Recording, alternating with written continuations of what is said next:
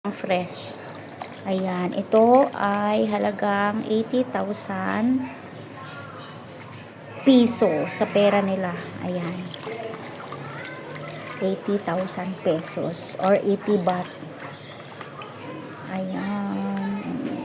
May napili akong hindi maganda yata. Ayan. So, ito ay 2, 4, 6, 8, 10, 12. 12 na peraso. Ayan. Ako lang isa naman kakain. Ayan, guys. So, ito yung budget natin. Ito yung pinamalingki namin.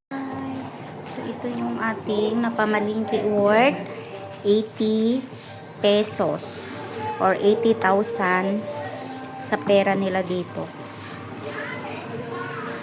So, guys, ito, ilang item to? Ito. Yung saging nila dito, hindi saba, guys. Ito yung tinatawag sa Iloilo na malinanon na saging. Hindi saba. Wala akong nakikitang saba dito sa may lugar namin na napuntahan. Ayun. So, ayan. Hugasan ko lang. Ito yung papaya natin. Halagang 10 piso. Hugasan ko muna. Ilagay natin sa ref. Tapos itong avocado natin. Basta lahat-lahat na to, guys, is 80 pesos. Okay? And then yung hipon ko kanina is 80 pesos din sa pera natin. Hugasan natin kasi maraming langaw. Para sure lang.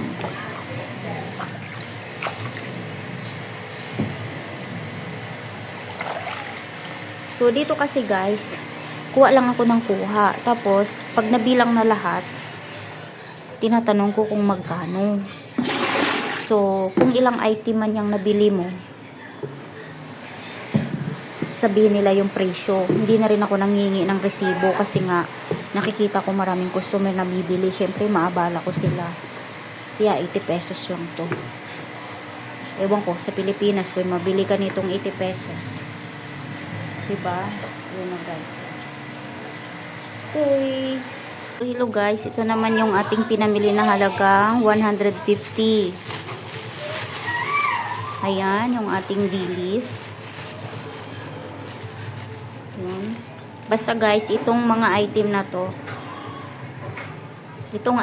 to, guys, 150 lahat yan. Set na. Hello guys, good afternoon everyone. So, ayan na, gamit na natin yung ating tripod at itong dilis natin ay kasama yan sa ating mga pinamili. Ito lahat ay halagang 150 pesos. Kunting cornstarch, chicken fried, sutanghon, mantika. Itong mantika nila ay kulang-kulang 1 liter. 1 liter. Tapos itong gata, 2. Ito. And then, itong chicken cubes.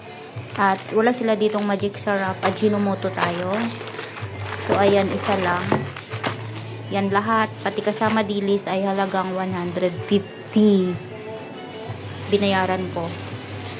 So, ayan guys, yung budget natin for today. Hindi ko alam kung ilang araw ito mauubos. At papakita ko rin sa inyo kung ilang araw namin kayang ubusin or abot ng 1 linggo. Dahil ang budget ko dito sa pagkain ay halagang 450 lang 1 linggo ko na. 1 linggo na naming 4. Maniwala kayo o hindi guys, ganun lang naman kamura dito ang bibilhin sa napuntahan namin. Kaya, abangan nyo ulit guys kung ilang araw namin kayang ubusin yung aming pinamili natin.